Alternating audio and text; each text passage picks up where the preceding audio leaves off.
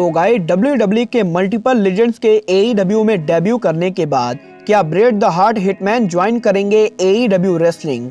WWE WrestleMania पर कोडी के पॉसिबल मैच को लेकर लीक हुए कौन से बड़े स्पॉइलर? AEW में स्कॉर्पियो स्काई के TNT चैंपियन बनने को लेकर टोनी खान के क्या थे ओरिजिनल मेजर प्लान?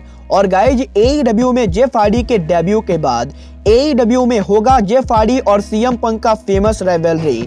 नमस्कार दोस्तों, मेरा नाम है रॉकी और आप देख रहे हैं एलीट FN मनिया। और गाइज इस वीडियो के अंदर हम AEW के मेजर अपडेट पर बात करेंगे। तो गाइज अगर आपने अब तक इस वीडियो को लाइक नहीं किया है तो गाइज वीडियो को लाइक कर देना। बट गाइज चलिए अब बिना किसी देरी के शुरू करते हैं इस वीडियो को।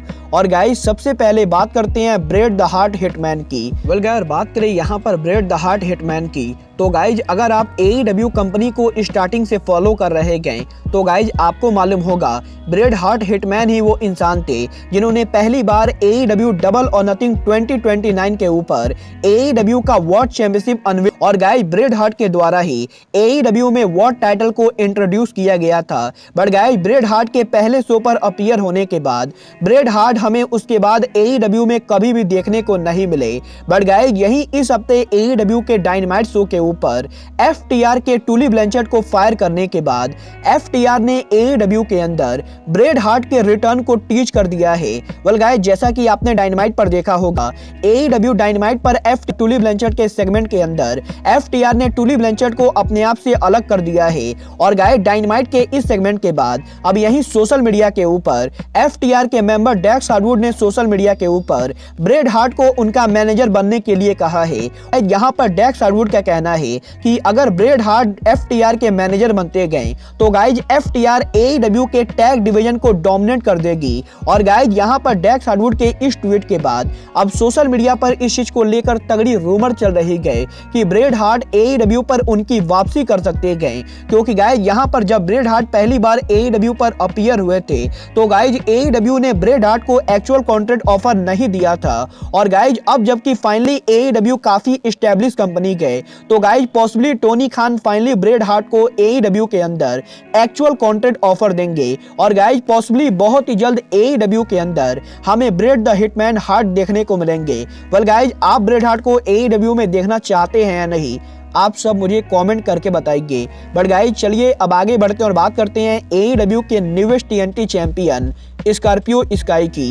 यार बात करें यहाँ पर स्कॉर्पियो स्काई की तो गाइज जैसा कि हमने डायनामाइट पर देखा AEW डायनामाइट पर स्कॉर्पियो स्काई सैमी गुएरा को हरा के AEW के न्यू TNT चैंपियन बन चुके गए। और गाइज यही अब स्कॉर्पियो स्काई के TNT चैंपियन बनने के प्लान्स को लेकर रेसलिंग ऑब्जर्वर ने काफी बड़ा खुलासा कर दिया है। जहां पर रेसलिंग ऑब्जर्वर ने बताया है कि स्कॉर्पियो स्काई का डायनामाइट पर TNT चैंपियन बनना AEW का कोई छोटा ना होके बहुत ही लंबी प्लानिंग का हिस्सा है। और गाइज यहाँ पर डेव मेल्जर ने बताया है कि AEW 2021 से ही स्कॉर्पियो स्काई को चैंपियन बनाने का प्लान कर रही थी। और गाइज जब कोडी रोड्स AEW के TNT चैंपियन थे उस समय से AEW में स्कॉर्पियो स्काई के चैंपियन बनने का प्लान तैयार हो चुका था। और guys AEW originally AEW battle of the belt के ऊपर कोडी रोड्स उनका TNT टाइटल सैमी गुएरा के खिलाफ हारने वाले थे। जहां पर कोडी के सैमी से टाइटल हारने के बाद इवेंचुअली सैमी आंद्रादे के साथ ट्रिपल थ्रेट मैच के अंदर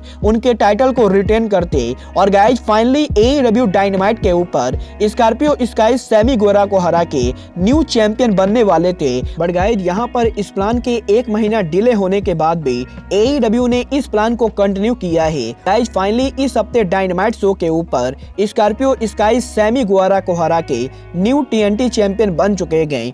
गाइज अगर AEW के स्कॉर्पियो स्काई को चैंपियन बनाने के लिए इतने लंबे टाइम से प्लानिंग की गए तो गाइस डेफिनेटली स्कॉर्पियो स्काई का ये टाइटल रन इतनी जल्दी खत्म नहीं होगा। गाइस आपको क्या लगता है स्कॉर्पियो स्काई AEW में कब तक चैंपियन रह पाएंगे? आप सब मुझे कमेंट करके बताइए। बट गाइस चलिए अब आगे बढ़ते हैं और बात करते हैं AEW के न्यूएस्ट साइनिंग जेफ हार्डी की।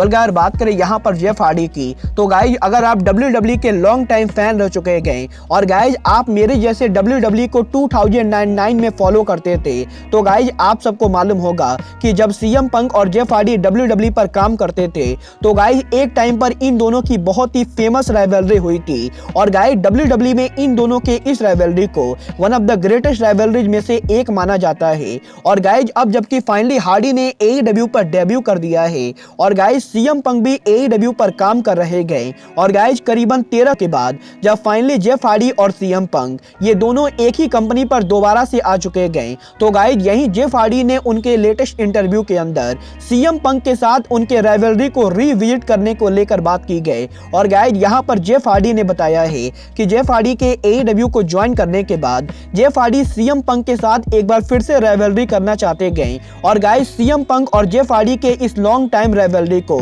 जेफ हार्डी एक बार फिर से AEW के अंदर शुरू करना चाहते गए। वेल गाइस देखना बहुत ही ज्यादा दिलचस्प होगा कि जेफ हार्डी के AEW में डेब्यू करने के बाद AEW में जेफ हार्डी का सिंगल करियर कैसा होता है। बट गाइस चलिए अब आगे बढ़ते और बात करते हैं AEW के फॉर्मर सुपरस्टार दी अमेरिकन नाइटमेयर कोडी रोड्स की।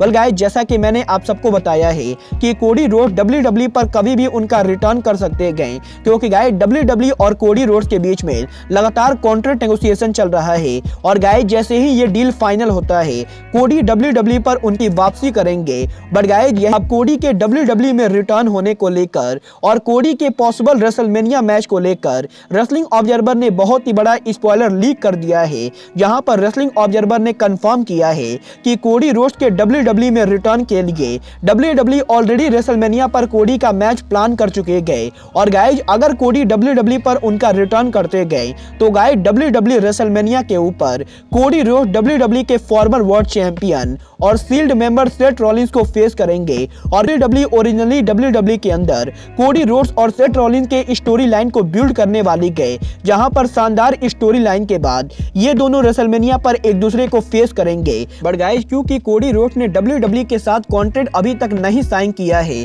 तो गाइस इसीलिए WWE को रेसलमेनिया के ऊपर सेथ रॉलिंस और कोडी के मैच को कैंसिल करना पड़ा है।